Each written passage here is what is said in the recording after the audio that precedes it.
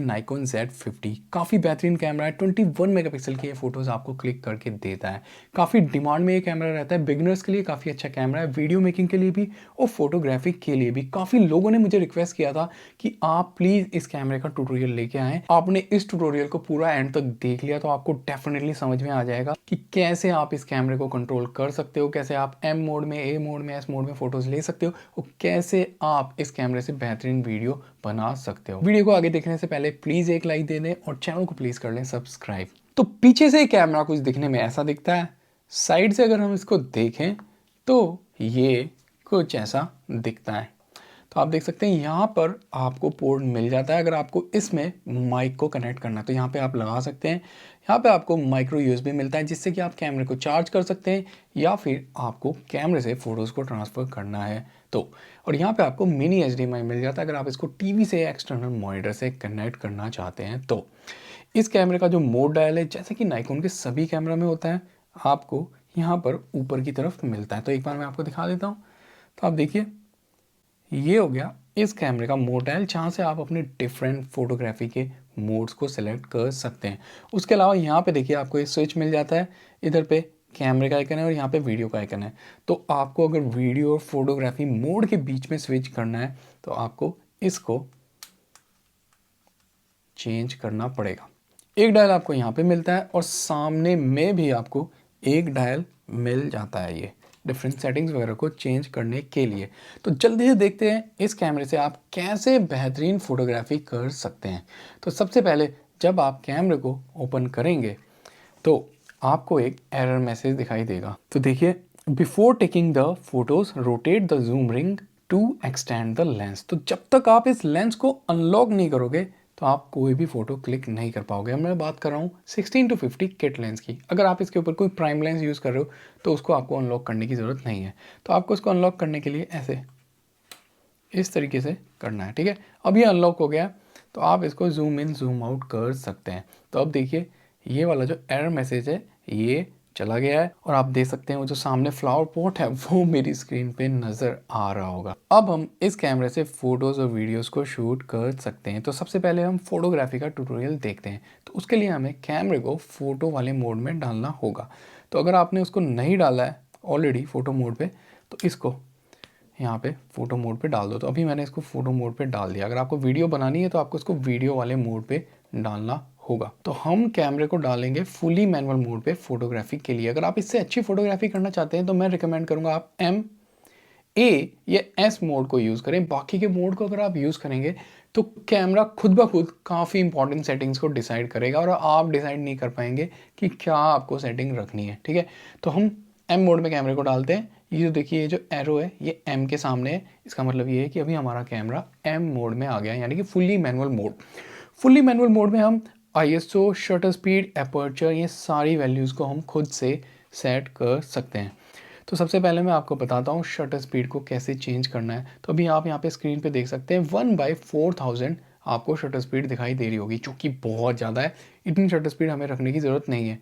अगर मैं 16-50 वाला किट लेंस यूज़ कर रहा हूँ तो मेरे हिसाब से अगर मैं इसको 50 की फोकल लेंथ पे यूज़ कर रहा हूँ तो मेरी शटर स्पीड अगर 50 भी है तो भी मैं आराम से इससे शार्प फोटो को क्लिक कर सकता हूँ।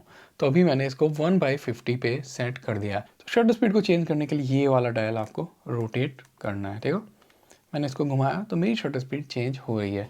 अब दूसरी चीज़ आ जाती है एपर्चर। एपर्चर को चेंज करने के लिए वो जो सामने में डायल है ना, उसको मुझे रोटेट करना होगा, इस वाले डायल को। तो अभी मैं एपर्चर को चेंज करता हूँ। तो आप देखिएगा ये मेरी एपर्चर की वैल्यू चेंज हो रही है। तो मैं कोशिश करूँगा इसको मिनिमम एपर्चर पे रखने की। मैंने चलो इसको f5 के एपर्चर पे रख दिया। एपर्चर आप कुछ भी रख सकते हो। मान लो आपका लेंस 2 तक जाता है या 1.8 तक जाता है तो आप 1.8 के एपर्चर में भी उसको रख सकते हो। जितना कम आप एपर्चर की वैल्यू रखोगे उतना ज़्यादा आपको बैकग्राउंड ब्लर मिलेगा और कैमरे के अंदर उतनी ही ज़्यादा लाइट आएगी तो आपको ज़्यादा क्लीन इमेज मिलेगी। अगली चीज़ आप देख सकते हैं ISO। तो अभी जो हमारा कैमरा है वो ऑटो ISO पे डला हुआ है, लेकिन अगर मान लीजिए आपने कैमरे को ऑटो ISO पे नहीं डाला और आपको ISO की वैल्यू को चेंज करना है तो उसके लिए आपको ये जो टॉप में ISO का बटन मिलता है ये वाला इसको दबाना है और ये जो पीछे वाला डायल है इसको रोटेट करना है। तो एक बार मैं आपको दिखा देता हूँ, लेकिन पहले मुझे कैमरे को ऑटो आईएसओ से हटाना पड़ेगा। ऑटो आईएसओ से कैमरे को हटाने के लिए मेरे को मेनू के अंदर जाना पड़ेगा। मेनू के अंदर मैं जाऊँगा फोटोग्राफी वाले मेनू में जो सेकंड नंबर पे है, ठीक है। और फिर मैं जाऊँगा आईएसओ सेंसिटिविटी सेटिंग्स में, ये जो लास्ट में मेरे को दिखाई दे रही है। तो मैं इसके अंदर गया और यहाँ पे ऑटो आईएसओ सेंसिटिविटी को मैंने कर दिया ऑफ, ठीक है। आप अगर इसको ऑन करना चाहते हो तो भी आप यहीं से जाके इसको ऑन कर सकते हो। अगर आपकी लाइटिंग बार बार चेंज हो रही है, आप आउटडोर में शूट कर रहे हो, तो मैं हमेशा रिकमेंड करूँगा आप कैमरे को ऑटो आईएसओ पे डाल दो। लेकिन अगर आप स्टूडियो के अंदर कंट्रोल्ड इन्वायरमेंट के अंदर वीडियोस या फोटोग्राफी कर रहे हो, तो तब आप उसको ऑटो आईएसओ से हटा दो और आईएसओ को खुद ही सेट करो। तो अभी देखिए आईएसओ हमारा 125 है और ये जो हमारी इमेज है बहुत ज़्यादा डार्क दिखाई दे रही है। तो अब आईएसओ को बढ़ाने के लिए ये जो ऊपर में आईएसओ का बटन है इसको मैंने दबाया और ये जो पीछे वाला डायल है इसको मैंने ऐसे रोटेट किया। तो मैंने आईएसओ को कर दिया है अभी 640 और 640 के आईएसओ पे मेरे को एकदम करेक्ट एक्सपोजर मिल रहा है। हर चीज़ एकदम करेक्टली मेरे को दिखाई दे रही है। अब अगली चीज़ आ जाती है फोकसिंग। फोकसिंग बहुत ज़रूरी है। आप कौन सा फोकस मोड यूज़ कर रहे हैं और आपका फोकस एरिया कौन सा है, ये चीज़ें आपको जानना बहुत ज़रूरी है। अगर आप अच्छी फोटोग्राफी करना चाहते हैं तो उसको चेंज करने के लिए आपको ये आई बटन को दबाना होगा। देखिए यहाँ पे आपको ये आई बटन मिल जाता है। इस आई बटन को दबा के आपको एक काफ़ी इंपॉर्टेंट मेनू मिल जाएगा जिसके कि अंदर आप अपने डिफरेंट सेटिंग्स वगैरह चेंज कर सकते हैं। तो यहाँ पे देखिए आपको 4 ऑप्शंस मिल जाते हैं। पहले वाला ऑप्शन है आपका मैनुअल फोकस का। अगर आप लेंस से मैनुअली फोकसिंग करना चाहते हैं तो आप वो भी कर सकते हैं। फोकस रिंग को घुमा के, अगर देखो मैंने इसको एमएफ पे डाल दिया, तो अब मुझे अगर फोकसिंग करनी है तो ये वाला जो फोकस रिंग है इसको मुझे रोटेट करना होगा फोकसिंग करने के लिए। लेकिन अगर आपके लेंस के अंदर ऑलरेडी ऑटो फोकस है तो मैं रिकमेंड करूँगा कि आप ऑटो फोकस को यूज़ करें, ठीक है। तो इनमें से आपको 3 ऑप्शन मिल जाते हैं। पहला वाला ऑप्शन है आपका ऑटो फोकस सिंगल। तो अगर आपने AFS वाले मोड को यूज़ किया है तो ये मोड तब यूज़फुल है जब आपके जो सब्जेक्ट हैं वो स्टेशनरी है, वो मूव नहीं कर रहे हैं, एक ही जगह पे फिक्स हैं। जैसे कि सामने आप देख सकते हैं ये फ्लावर पॉट एक जगह रखा हुआ है, ये हिलेगा नहीं बिल्कुल भी, वहीं के वहीं ये रहेगा। तो इस केस में अगर मैंने AFS मोड को यूज़ किया तो वो काफ़ी सही रहेगा। तो मैंने अगर कैमरे को लेट्स से AFS मोड पे डाल दिया और मैंने एक जगह फोकस लॉक कर दिया तो वो फोकस वहीं पे लॉक रहेगा, वो हिलेगा नहीं। फिर आपका आ जाता है AFC यानी कि कंटिन्यूस AF मोड। तो ये वाला मोड तब यूज़फुल है कि मान लीजिए आपने अपने सब्जेक्ट के ऊपर फोकस को लॉक किया है और वो धीरे धीरे चल के आपकी तरफ आ रहा है या वो मोशन में है, हिल रहा है, चल रहा है, तो वो आपका कैमरा जो है उसको कंटिन्यूसली ट्रैक करेगा। तो कंटिन्यूस ऑटो फोकस आपको उसमें मिल जाएगा। अभी के लिए हमें AFS मोड ज़्यादा यूज़फुल दिखाई दे रहा है। फिर आपका आ जाता है AFA। तो AFA वाला जो मोड है बेसिकली AFS और AFC में से दोनों में से जो बेटर सूट करता है सीन को फोकस मोड, उसको कैमरा चूज़ कर लेगा।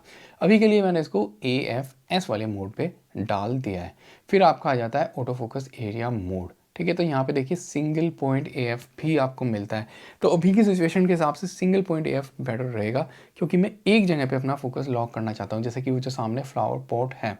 लेकिन अगर आप चाहते हो कि कैमरा ही खुद ब खुद डिसाइड कर ले कहाँ पे उसको फोकस पॉइंट रखना है, तो आप लास्ट वाले को चूज़ कर लो, ऑटो एरिया AF। तो इस केस में देखो कैमरा खुद ही अपने आप डिसाइड करेगा। देखो कितने सारे बॉक्सेस आ रहे हैं, तो कैमरा खुद से फिगर आउट करने की कोशिश कर रहा है कहाँ पे इसको फोकस रखना है। और इस कैमरे का ऑटो फोकस काफ़ी अच्छा है, ये ह्यूमंस को अपने आप डिटेक्ट कर लेता है। आई ऑटो फोकस भी है इसके अंदर। तो अगर आप किसी इंसान का फ़ोटो ले रहे हैं तो उसको ये अपने आप फोकस में ले लेगा। लेकिन अभी की सिचुएशन के हिसाब से मेरे लिए जो सिंगल AF पॉइंट है वो बेटर रहेगा और मैं जो अपना ऑटो फोकस पॉइंट है वो इस फ्लावर पॉट के ऊपर मूव कर सकता हूँ। उस फोकस पॉइंट को मूव करने के लिए देखो ये जो आपको एरोज मिल रहे हैं ना ओके के साइड में, आप इससे कहीं भी उसको मूव कर सकते हो। उसके अलावा आप टच करके भी कहीं भी फोकस कर सकते हो, देखो ऐसे। तो बहुत ही ईजी है फोकस करना। तो मैंने इसको यहाँ पे फोकस कर दिया है। अब फ़ोटो लेने के लिए मुझे ये जो सामने में ऊपर में शटर बटन है, इस बटन से हम कैमरे को ऑन ऑफ करते हैं और इसी के बीच में ये जो बटन हमें मिलता है इसी को हम दबा के फ़ोटो क्लिक करते हैं, इसी को हम शटर बटन बोलते हैं। तो मैं एक बार फिर से फोकस को लॉक करता हूँ, इसके ऊपर ऐसे मैं टच करके भी कर सकता हूँ, फोकस मेरा ग्रैब हो गया और मैंने इस शटर बटन को दबाया और मुझे एकदम करेक्टली एक्सपोज फ़ोटो मिल गया। बहुत ही ईजी है इससे फ़ोटोग्राफी करना। फिर हम आ जाते हैं अपने दूसरे मोड पे, जो कि हमारा ए मोड। ए मोड को हम बोलते हैं एपर्चर प्रायोरिटी मोड। तो बेसिकली ए मोड के अंदर हम कैमरे के एपर्चर को सेट करेंगे और जो शटर स्पीड है इस बार कैमरा खुद ब खुद डिसाइड करेगा। तो एपर्चर को चेंज करने के लिए वो जो सामने में डायल है उसको मुझे रोटेट करना होगा। देखो मैंने उसको रोटेट किया और मेरा एपर्चर चेंज हो रहा है। तो मैं फिर से एपर्चर को डाल देता हूँ F5 और इस बार शटर स्पीड जो कैमरा ने डिसाइड की है 1/30 की है और ISO हमारा 640 पे सेट है।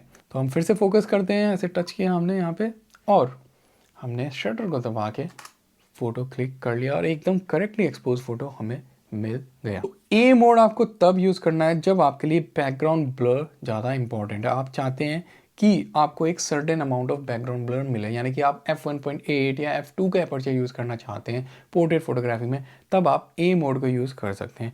उसके अलावा लेट्स से कि आप वेडिंग फोटोग्राफी कर रहे हैं, वहाँ पे लाइटिंग बहुत जल्दी जल्दी चेंज हो रही है, तो इसलिए आपको शटर स्पीड भी बार बार चेंज करनी पड़ती है। तो तब आप कैमरे को ए मोड में डाल दें, आप एक फिक्स एपर्चर कर दें जो भी आपको एपर्चर रखना है, शटर स्पीड कैमरा खुद ब खुद डिसाइड कर लेगा। ISO को भी आप ऑटो पे डाल सकते हो। आ जाते हैं हम अगले मोड पे, जो कि है एस मोड यानी कि शटर प्रायोरिटी मोड।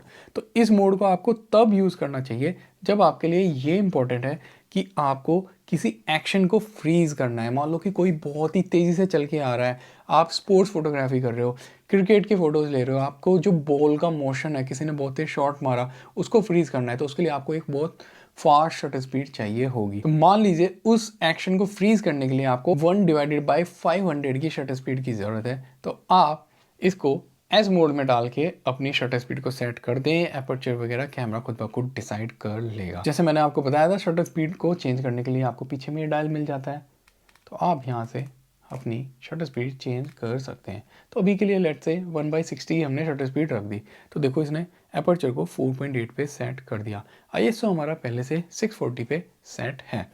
हमने यहाँ पे इसको फोकस को लॉक किया और फ़ोटो को क्लिक कर लिया। बहुत ही ईजिली हमारा फ़ोटो क्लिक हो गया। तो बहुत ही सिंपल है इन तीनों मोड्स को यूज़ करना। उसके अलावा कुछ और ऑप्शंस होते हैं जिनके बारे में आपको पता होना चाहिए फ़ोटोग्राफी में।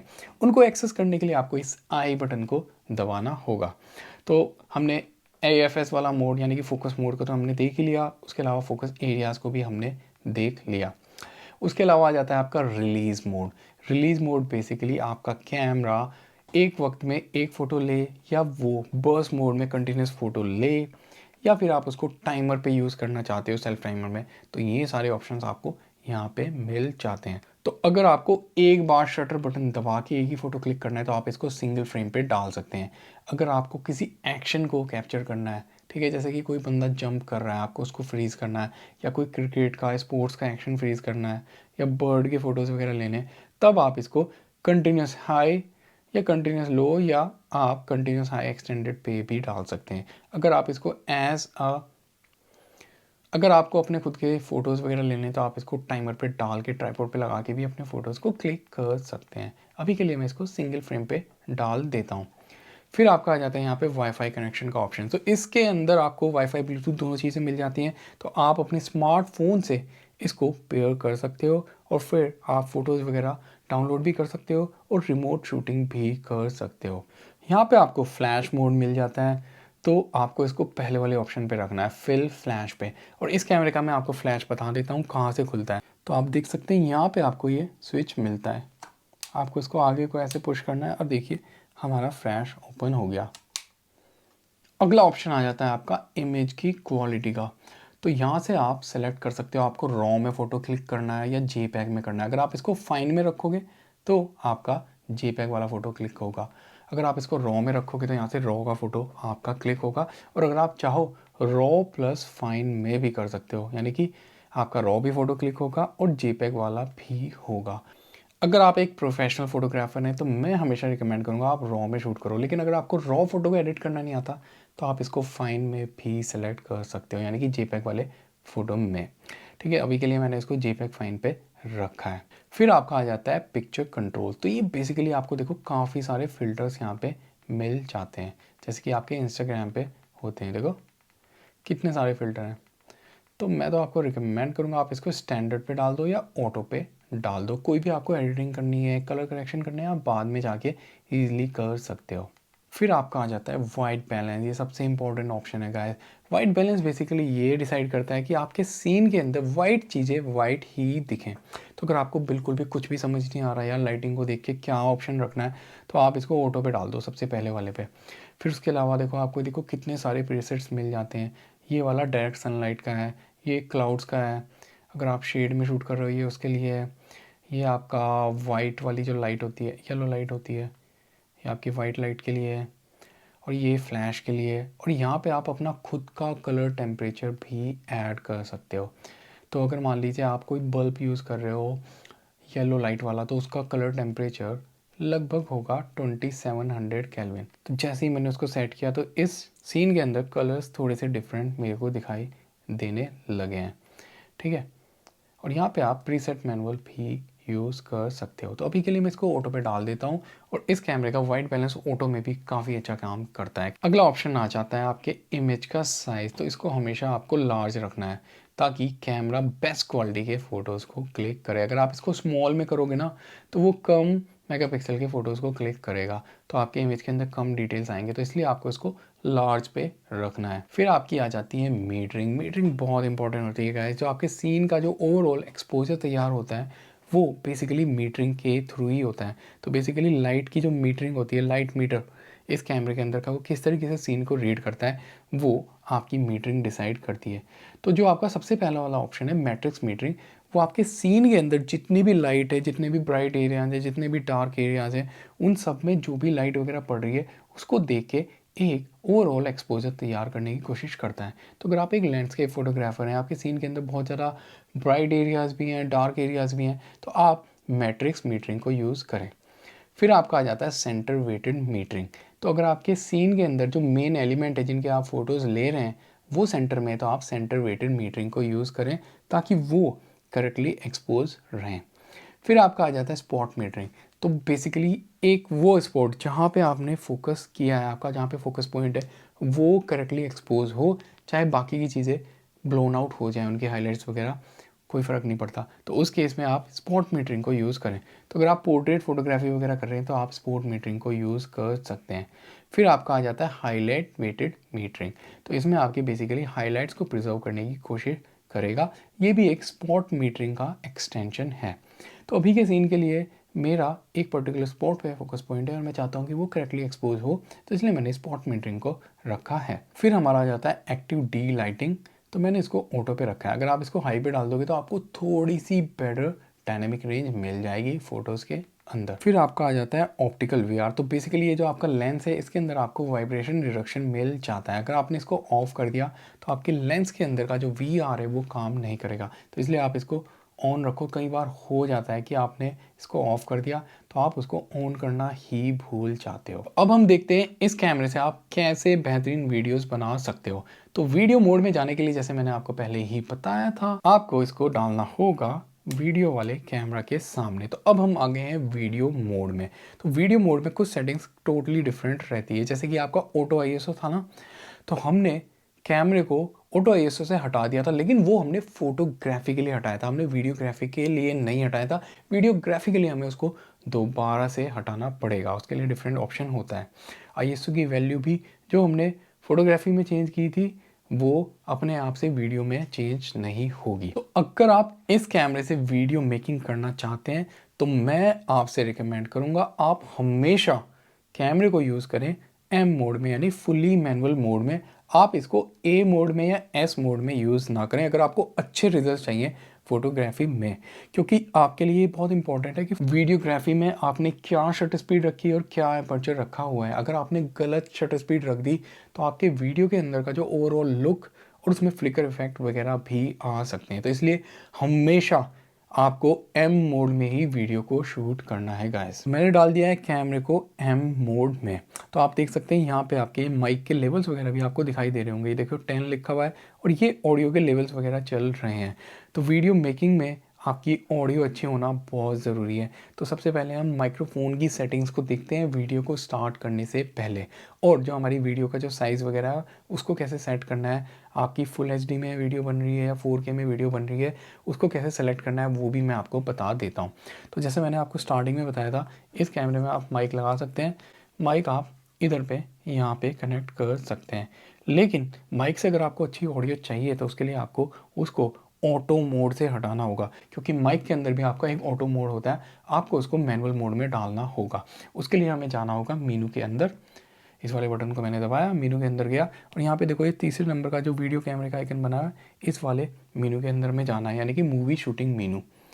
हमें सॉरी, हम गए इसके अंदर और हमें जाना है माइक्रोफोन सेंसिटिविटी के ऑप्शन में। तो इस वाले ऑप्शन को हमें सेलेक्ट कर लेना है, ठीक है। अगर ये ऑटो पे डला हुआ है ना, तो बेसिकली होगा ये कि आपके माइक्रोफोन से जो आवाज़ आएगी उसमें एक बैकग्राउंड नॉइज़ रहेगा, ऐसी अजीब सी एक आवाज़ रहेगी, माइक हिस। तो इसलिए आप इसको मैनुअल मोड में डालो, ठीक है। और यहाँ पे आपको जो लेवल सेलेक्ट करने हैं आप उसको लगभग 12 के आसपास रख सकते हो, आपको काफ़ी अच्छी ऑडियो मिल जाएगी। उसके अलावा देखिए यहाँ पे आपको इलेक्ट्रॉनिक VR भी मिल जाता है। तो अगर आपने इसको ऑन कर दिया ना, तो आपकी वीडियो के अंदर थोड़ा सा एक्स्ट्रा क्रॉप आ जाएगा, तो आप इसको ऑन ना ही करें, ये मेरा रिकमेंडेशन है। ऑप्टिकल VR को आप ऑन रखें। उसके अलावा ISO सेंसिटिविटी सेटिंग्स वीडियो के लिए जैसे मैंने आपको बताया अलग है, तो वो आपको यहाँ पे मिल जाएगी। आप इसको ऑटो ISO से हटा दो, इसको कर दो आप ऑफ। तो अब आप देख सकते हैं यहाँ पे आपको ISO की वैल्यू दिखाई दे रही है। तो अब आपको ISO की वैल्यू को बढ़ाना है कम करना है वो आपके ऊपर डिपेंड करेगा। तब तक आप उसको प्ले अराउंड कर सकते हो कम ज़्यादा करके, जब तक कि आपको एक करेक्ट एक्सपोजर नहीं मिलता। तो मैं इसको थोड़ा सा बढ़ा देता हूँ क्योंकि मेरे को हल्की सी डार्क दिख रही है इमेज। मेरे हिसाब से ISO 400 पे मेरे को एक करेक्ट एक्सपोजर मिल रहा है। ISO को कैसे चेंज करना है वो मैंने ऑलरेडी आपको बता दिया। ऊपर में ये देखो ISO का ये जो बटन है,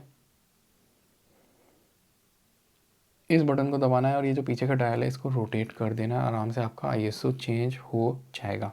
मूवी के अंदर जो आपके डिफरेंट ऑप्शंस आपको मिलते हैं उनको एक्सेस करने के लिए भी आपको ये आई बटन मिल जाता है। इस आई बटन को आप दबाएंगे तो यहाँ भी देखो आपको ये सारे ऑप्शंस वगैरह मिल जाएंगे। तो आपको मूवी की जो क्वालिटी है वो भी आप यहाँ से सेलेक्ट कर सकते हैं। इसको आपको मैक्सिमम सेलेक्ट करना है। देखो आपको 4K 30 frame, 4K 25 frame, 4K 24 frame पर सेकेंड, और फिर ये आपको फुल HD 120 फ्रेम, इस तरीके से आपको डिफरेंट क्वालिटीज़ वगैरह मिल जाती है। तो आप इसको यार 4K में ही शूट करो क्योंकि ये कैमरा बहुत अच्छी 4K वीडियो बनाता है। तो मैंने 4K की वीडियो सेलेक्ट कर दी। ये जो विंड नॉइज़ रिडक्शन है आप इसको ऑन कर सकते हो अगर आपके माइक में जो विंड का नॉइज़ आता है उसको आपको कैंसिल आउट करना है। मैं तो उसको ऑफ रखता हूँ। उसके अलावा वाईफाई कनेक्शन इसको हम ऑलरेडी देख चुके हैं। जो इलेक्ट्रॉनिक VR है देखो, अगर मैंने इसको ऑन किया तो हल्का सा क्रॉप आ गया, देखो ये हल्का सा जूम हुआ, ठीक है। तो इसलिए आप इसको ऑफ रखो। फोकस मोड को मैं रखूँगा सिंगल AF पॉइंट पे, जैसे हमने फोटोग्राफी में ऑलरेडी डिस्कस किया इन डिफरेंट फोकस मोड्स के बारे में। अगर आप इसको ऑटो एरिया F पे डाल दोगे तो कैमरा अपने आप ही डिसाइड करेगा किस चीज़ पे उसको फोकस करना है। तो मैंने इसको डाल दिया सिंगल पॉइंट AF पे। फिर इसके नीचे हमें मिल जाता है फोकस मोड, तो आप इसको रखें AFF पे, फुल टाइम AF पे। वीडियो में आप AFF को ही यूज़ करें, लेकिन अगर आप चाहते हैं एक ही जगह आपको फोकस फिक्स रखना है और फिर पूरी वीडियो के दौरान वहीं पे फोकस बना रहे, तब आप इसको AFS वाले मोड पे भी डाल सकते हैं। AFS पे आप इसको डाल दें और फिर आपने मान लीजिए यहाँ पे टच करके फोकस लॉक कर दिया, तो पूरी वीडियो के दौरान फोकस वहीं का वहीं रहेगा, इधर से उधर बिल्कुल भी नहीं हिलेगा। अब अगर आपको शटर स्पीड को चेंज करना है, शटर स्पीड को आपको M मोड में चेंज करने के लिए पीछे में डायल मिल जाता है, ठीक है। तो क्योंकि मैं अभी यूरोप में बैठा हूँ और अगर आप इंडिया में, पाकिस्तान में या बांग्लादेश, नेपाल वगैरह में, एशिया में, तो आप वीडियो मेकिंग के दौरान जो अपनी शटर स्पीड रखेंगे 1/50, 1/100 या 1/200 रखें। अगर आप आर्टिफिशियल लाइट यूज़ कर रहे हैं तो आपके वीडियो में एक फ्लिकर इफेक्ट आ जाएगा, तो इसलिए आप 1/50, 1/100 या 1/200 की शटर स्पीड रखें। इंडिया में, यूरोप में या फिर पाकिस्तान, बांग्लादेश वगैरह में है अगर आप हैं, तो नेपाल में भी और श्रीलंका में भी, क्योंकि यहाँ पर जो आपकी इलेक्ट्रिसिटी है वो 50 हर्ट्ज़ की फ्रीक्वेंसी पे काम करती है। लेकिन अगर आप अमेरिका या कनाडा में हैं तो तब आपको शटर स्पीड रखनी है 1/60, 1/120 या 1/240 की, क्योंकि वहाँ पर इलेक्ट्रिसिटी काम करती है 60 हर्ट्ज़ की फ्रीक्वेंसी पे। तो गैस बहुत इंपॉर्टेंट है, अगर आर्टिफिशियल लाइट यूज़ कर रहे हैं तो तब आपको ये शटर स्पीड रखनी है, वरना आपकी वीडियो में फ्लिकर इफेक्ट आएगा। लेकिन अगर आप नेचुरल लाइट में बाहर जाके वीडियो बना रहे हो तो तब आप कोई भी शटर स्पीड रख सकते हो, कोई प्रॉब्लम नहीं है। तब आप 1/30, 1/25, 1/80 जो मर्जी आपको रखनी है आप रख सकते हो। एपर्चर की वैल्यू को चेंज करने के लिए वो जो आगे में डायल है वो मिलता है आपको, ठीक है। आपकी जो मर्जी वो आप एपर्चर रख सकते हो, जितना कम रखोगे उतना ज़्यादा बैकग्राउंड ब्लर मिलेगा आपको, उतनी ही क्लीन आपको वीडियो मिलेगी। आईएसओ को हमने ऑलरेडी 400 पे डाल दिया है गाइस। अब वीडियो रिकॉर्डिंग को स्टार्ट करने के लिए ऊपर में आपको ये बटन मिल जाता है, रेड कलर का बटन। इसको हमें दबाना है। मैंने फोकस को ऐसे लॉक किया और इस रेड बटन को मैंने दबाया। अब मेरी वीडियो रिकॉर्डिंग स्टार्ट हो चुकी है, देखो REC का बटन आ गया। एक बार में इस कैमरे में आपको आधे घंटे की वीडियो रिकॉर्डिंग मिल जाती है। तो अगर आपको लंबी वीडियो बनानी है, मान लो 40 मिनट की, तो आधे घंटे के बाद आपको वीडियो रिकॉर्डिंग को फिर से स्टार्ट करना पड़ेगा। वीडियो रिकॉर्डिंग को स्टॉप करने के लिए आपको वापस से इस वाले बटन को दबाना है, रेड बटन को, और हमारी वीडियो सेव हो गई। तो गाइस ये था एक छोटा सा ट्यूटोरियल वीडियो मेकिंग के लिए। अगर आप इन टिप्स को फॉलो करोगे तो आप बहुत ही बेहतरीन इस कैमरा से भी वीडियो बना सकते हो। इस कैमरे का मेनू सिस्टम आप यहाँ से एक्सेस कर सकते हो और इसके अंदर आपको डिफरेंट ऑप्शंस मिल जाते हैं, जैसे कि प्लेबैक मेनू के अंदर आपको डिलीट का, इमेज रिव्यू, और आपको इमेज को रोटेट करना है, स्लाइड शो, रेटिंग वगैरह, ये सब ऑप्शन मिल जाते हैं। इसमें आपको फ़ोटोग्राफी वाले ऑप्शन मिलते हैं कि अगर आपको फ़ोटोग्राफी में आईएसओ की क्या वैल्यू रखनी है, इमेज का क्या साइज़ रखना है। तो ये देखिए, ये डिफरेंट ऑप्शंस आपको मिल जाते हैं, पिक्चर कंट्रोल वगैरह मिल जाता है। और जो इससे अगला मेन्यू है वो आपका वीडियो के लिए हो गया, तो उसके अंदर भी आपको देखो पिक्चर कंट्रोल वगैरह वो सब चीज़ें मिल जाती हैं।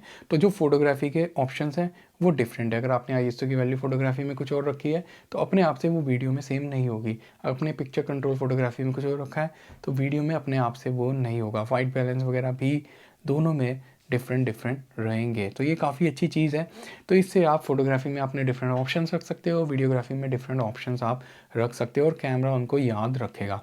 यहाँ पे आपको डिफरेंट कस्टम मेनूज़ वगैरह मिल जाते हैं। तो अगर आप अपने जो कंट्रोल्स वगैरह हैं, जैसे इस कैमरा के अंदर आपको फंक्शन बटन वगैरह भी मिल जाते हैं, आप उनको भी प्रोग्राम कर सकते हो। ये जो आपके डायल्स वगैरह हैं, इनको प्रेस करने पे, इनको रोटेट करने पे क्या हो, वो डिफरेंट एक्शंस वगैरह आप यहाँ से डिफरेंट मेनूज़ के अंदर जाके चेंज कर सकते हो। सेटिंग्स के अंदर आपको फॉर्मेट करने का ऑप्शन मिल जाता है, आपको अपनी लैंग्वेज चेंज करनी है, टाइम जोन वगैरह, मॉनिटर की ब्राइटनेस, वी फाइंडर की ब्राइटनेस, ये डिफरेंट ऑप्शन मिल जाते हैं। आप अपने हर चीज़ों को रीसेट कर सकते हो सेटिंग्स को।